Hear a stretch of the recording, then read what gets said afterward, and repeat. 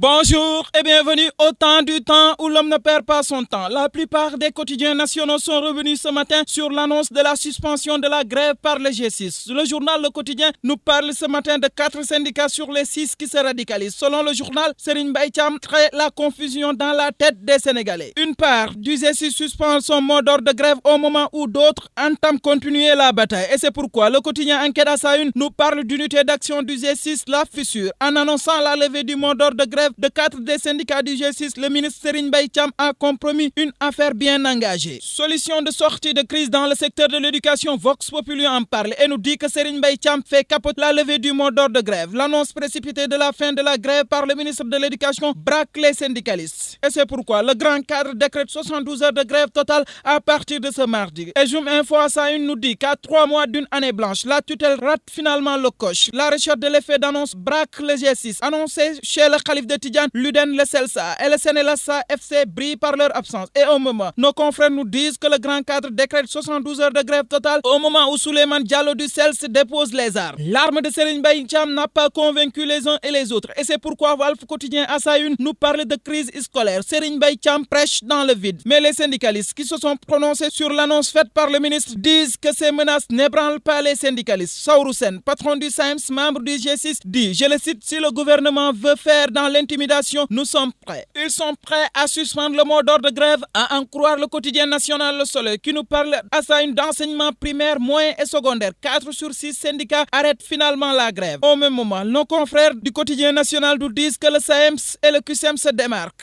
Et au-delà de cet aspect, le ministre de l'Éducation a fait part de sa volonté de réaménager le calendrier scolaire et la reprogrammation des examens. De l'éducation, nous rallions la politique avec le quotidien La Tribune qui nous parle du parrainage. Voté par l'Assemblée nationale, la route est encore longue selon nos confrères. Au moment où le pouvoir continue de jubiler, l'opposition se tourne vers une seconde journée de résistance. Et c'est pourquoi le Forum du Justiciable demande la non-promulgation de la loi portant sur le parrainage. Le parrainage, on en parle avec le quotidien Rewmi qui ce matin revient sur le parrainage et le secret du vote. Y a-t-il un lien? Et c'est pourquoi nos confrères, sous forme d'interrogation, nous disent que le parrainage, une loi consolidante ou déconsolidante. Et le journal Les Échos font écho également du parrainage ce matin et confie son micro à Aliou Sané, membre de Y'en a marre, qui raconte l'horreur. Selon le jeune, certains étaient dépouillés de tous leurs vêtements. Il ne leur restait qu'un caleçon et lui, avant d'ajouter qu'il a été interrogé, menottes au poignet. Et Aliou Sané de conclure que Fadel Barro était l'homme que la police cherchait. Cherchons à voir ce qui est à la une du quotidien Dakar Times. Et le journal nous parle ce matin de politique. Macky Sall qui cède Tigo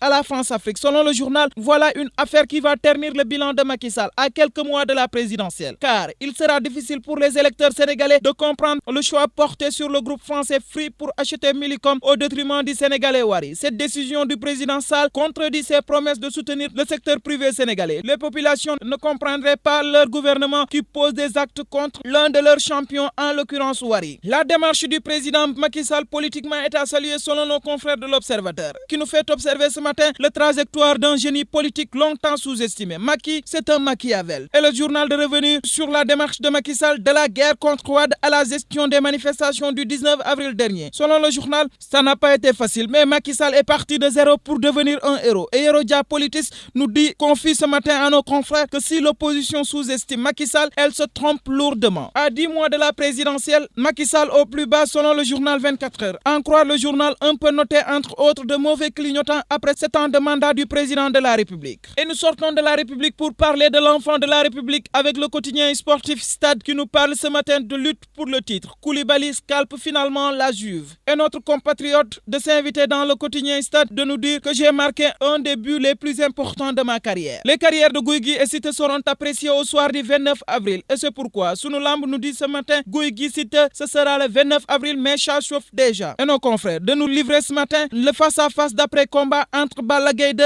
et Gris Bordeaux. À en croire nos confrères, Balla se dirige directement vers Modou Lo au moment où Gris Bordeaux adoube Ama Baldé. Ayez la paix du corps, la paix du cœur dans vos lectures et très bonne journée.